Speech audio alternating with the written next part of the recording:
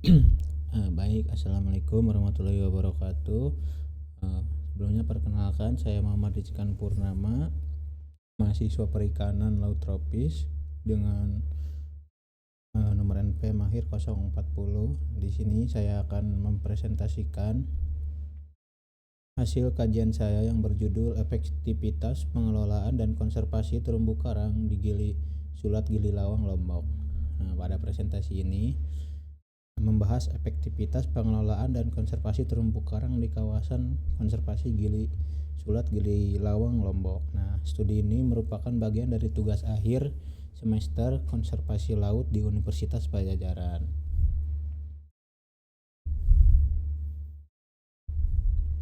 Latar belakang konservasi pesisir. Nah, untuk latar belakangnya itu, Indonesia memiliki kekayaan laut yang sangat luas dan luar biasa. Salah satunya adalah ekosistem terumbu karang. Namun, terumbu karang sangat rentan terhadap kerusakan terutama oleh aktivitas manusia.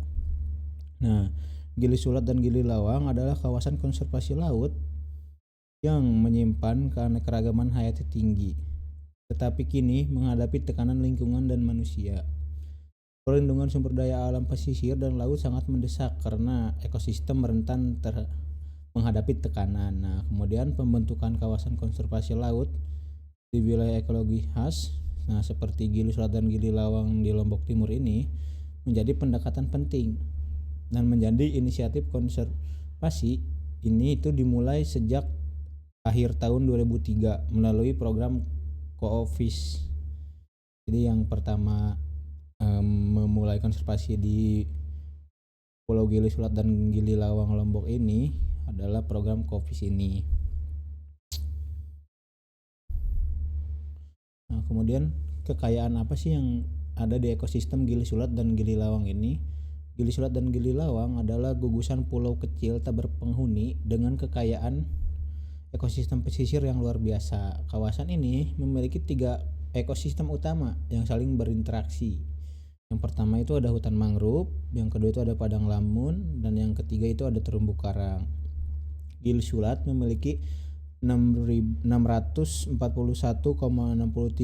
hektar mangrove, 178,69 hektar terumbu karang, dan 47,6 hektar padang lamun. Nah, Gili Lawang ini memiliki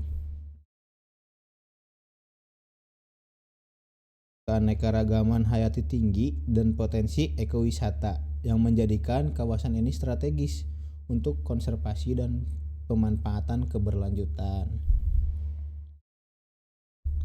Kemudian ada peran dan kerentanan ekosistem terumbu karang. Terumbu karang adalah komponen vital ekologi pesisir yang menyediakan habitat bagi biota laut. Contohnya seperti karang batu, krustasi, moluska, dan ikan karang. Sekitar 50-70% ikan karang adalah karnivora oportunistik. 15%-nya adalah herbivora dan sisanya omnivora. Kemudian terumbu karang juga menjadi tempat tinggal penyu dan ural laut serta substrat bagi alga dan lamun. Namun, ekosistem ini sangat rentan terhadap gangguan seperti penangkapan ikan destruktif, pencemaran dan wisata bahari yang tidak ramah lingkungan yang dapat merusak karang dan mengurangi populasi ikan. Kemudian ada kondisi ekosistem terumbu karang saat ini. Kondisinya bagaimana sih kondisi terumbu karang di Gili Sulat ini? Nah, kondisi terumbu karang di Gili Sulat ini bervariasi dari yang buruk hingga yang baik. Dengan tutupan rata-rata karang sekitar 32,34% di Gili Sulat dan 39,64% di Gili Lawang. Termasuk kategori cukup baik menurut standar Kritisi Core LIPI yang merupakan naungan dari organisasi konservasi begitu. Kemudian penelitian mengidentifikasi setidaknya ada 10 genus karang utama dan Porites serta Acropora yang menjadi paling dominan pada ekosistem terumbu karang di sana. Dan keanekaragaman ikan karang juga tinggi dengan 76 spesies dari 38 genus dan 16 famili Nah, termasuk ikan herbivora penting seperti Scaridae. Keanekaragaman hayati ini memberikan ketahanan ekologi yang baik serta pelestarian sangat penting. Nah, untuk dilakukannya konservasi keberlanjutan. Kemudian kebijakan dan regulasinya bagaimana? Nah, untuk kebijakan dan regulasinya itu pengelolaan terumbu karang di Gili Sulat dan Gili Lawang didasari oleh regulasi pemerintah. Contohnya itu seperti Peraturan Pemerintah Nomor 18 Tahun 1994 tentang ekowisata. Kawasan ini ditetapkan sebagai Taman Wisata Perairan (TWP) seluas 10.000 hektar dengan sistem zonasi, yaitu ada zona inti, zona pemanfaatan terbatas, dan zona rehabilitasi,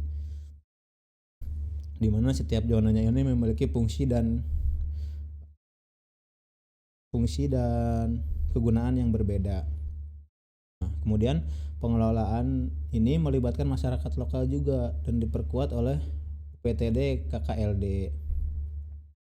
Strateginya mencakup sosialisasi, koordinasi lintas sektor, pelatihan konservasi, dan pengembangan ekowisata. Tantangannya meliputi keterbatasan tenaga, anggaran yang kurang, dan aktivitas penangkapan ikan yang bersifat destruktif, jadi menggunakan alat-alat yang tidak ramah lingkungan serta tidak sesuai dengan peraturan pemerintah. Nah, lalu apa yang harus dilakukan? Yaitu diperlukan pembaruan kebijakan yang kolaboratif untuk keberlanjutan ini. Nah, kemudian tantangan dan partisipasi masyarakat. Di sini itu meskipun masyarakat nelayan menunjukkan sikap positif, jadi menurut survei yang sudah dilakukan 77,81% itu setuju dan 67,58% paham manfaat dan bersedia berpartisipasi mengelola si Gili Sulat Gili Lawang ini. Nah, pengelolaannya tetapi masih menghadapi tantangan.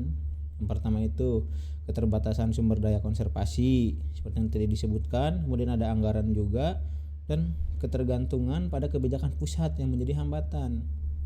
Nah, kerusakan akibat pengaboman dan racun ikan di masa lalu juga masih berdampak. Jadi penangkapan ikan yang destruktif juga masih memiliki dampaknya sampai sekarang. Jadi dampaknya itu masih berlanjut meskipun sudah tidak diberlakukan penangkapan seperti itu lagi. Namun ada indikasi pemulihan di beberapa lokasi. Untuk efektivitasnya diperlukan komitmen yang kuat, peningkatan pengawasan, dan pendekatan terpadu melibatkan semua pemangku kepentingan, mulai dari pemerintah, lalu masyarakat lokal, dan juga wisatawan yang mungkin akan berkunjung. Nah, kemudian ada ancaman dan strategi pengelolaan. Ancaman yang ada itu yaitu terumbu karang rentan terhadap kenaikan suhu laut. Jadi bleaching, gampang terkena bleaching, dan aktivitas manusia seperti penangkapan ikan yang merusak menggunakan bom, menggunakan potasium, kemudian menggunakan jaring troll yang bisa merusak terumbu karang. Nah, juga ada pariwisata yang tidak ramah lingkungan seperti memegang karang lalu menginjak, kemudian juga kapalnya yang masih menggunakan jangkar serta membuang jangkarnya di mana saja. Kemudian juga ada pencemaran dari darat seperti limbah rumah tangga dan limbah pertanian. Limbah pertanian itu berupa pupuk yang digunakan untuk membunuh hama di sawah seperti itu. Nah, kemudian ada strategi pengelolaannya itu meliputi zonasi inti, pemanfaatan terbatas, dan rehabilitas. Zonasi inti itu keseluruhan dari zona, pemanfaatan terbatas itu zona yang memang dimanfaatkan untuk apa, dan rehabilitasi ini lebih berfokus untuk merehabilitas karang yang rusak, misalkan penanaman kembali ke karang dengan membuang benda apa untuk dijadikan karang sementara begitu. Transplantasi karang juga pelibatan masyarakat, yaitu Pokmaswas, dan edukasi melalui program seperti sekolah lapang konservasi. Nah, pendekatan ini bertujuan untuk mengurangi tekanan dan memulihkan ekosistem di sana. Kemudian ada implikasi kebijakan dan rekomendasi, di mana Keberhasilan konservasi di Gili Surat dan Gili Lawang bergantung pada sinergi kebijakan kuat, pelibatan masyarakat, dan dukungan sumber daya. Kemudian juga diperlukan penguatan kerangka kebijakan adaptif, partisipatif, dan berbasis data ekologi. Penetapan dan pengelolaan kawasan konservasi laut atau MPA yang jelas, tegas, dan terintegrasi dengan zonasi serta pengawasan masyarakat sangat relevan. MPA terbukti mendukung pemulihan populasi predator puncak dan meningkatkan keanekaragaman hayati. Kemudian penguatan kelembagaan lokal seperti Pokmaswas dengan kewenangan dan anggaran cukup juga sangat penting. Dan kebijakan-kebijakan yang ada harus mendorong integritasi konservasi dalam pembangunan daerah, termasuk insentif bagi praktik rumah tangga atau praktik yang ramah lingkungan begitu. Nah, ini ada gambar keanekaragaman ikan karang dan indeks keragaman ikan karang yang ada di sana.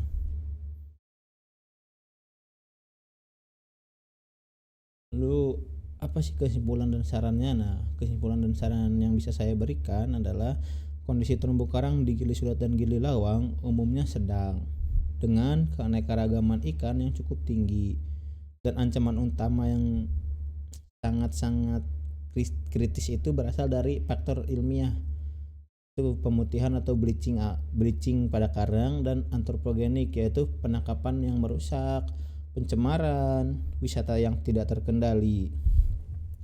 Nah, meskipun strategi pengelolaan telah diterapkan, tantangan masih ada. Karena upaya konservasi menunjukkan hasil positif di area dengan keterlibatan masyarakat aktif. Kemudian keberhasilan jangka panjang juga memerlukan penguatan kelembagaan. Jadi tidak dari satu pihak saja, harus semua pihak saling berkontribusi untuk keberhasilan jangka panjang. Kemudian integrasi kebijakan lintas sektor dan strategi adaptif. Kemudian juga disarankan penguatan kebijakan MPA dengan zona larangan tangkap permanen. Jadi disediakan zona yang memang tidak boleh ada penangkapan di sana. Kemudian peningkatan kapasitas Pokmaswas dan integrasi konservasi dalam pembangunan wilayah, serta pendidikan lingkungan bagi generasi muda dan kolaborasi multi pihak. Dan yang terakhir itu adalah insentif ekonomi bagi masyarakat lokal, karena Indonesia itu jika masyarakatnya itu tidak kebagian insentif ekonomi, pasti mereka akan demo, akan rusuh begitu. Jadi sebaiknya juga masyarakat dilibatkan agar tidak terjadinya chaos begitu.